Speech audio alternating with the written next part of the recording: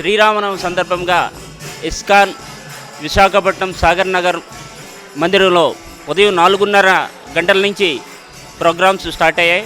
4:30కు మంగళహారతితో మొదలైన మా కార్యక్రమం 9:30 కళ్యాణం, సీతారామచంద్ర స్వామి కళ్యాణం లోక కళ్యాణార్థం జరిపించాం. తదుపరి చక్కని కీర్తన జరిగింది. తదనంతరం భక్తులందరికీ ప్రసాద వితరణ జరిగింది. అదేవిధంగా సాయంత్రం 6 గంటల నుంచి కీర్తన, తరువాత సీతారామలక్ష్మణ హనుమతుల సమేత సీతారామచంద్ర స్వామికి అభిషేకానంతరం కీర్తన, తరువాత ప్రసాద వితరణ కూడా జరిగింది.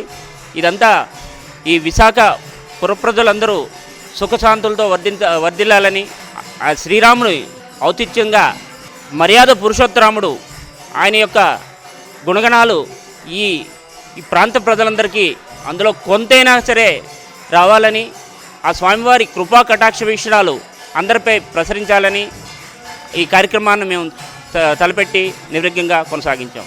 హరే కృష్ణ.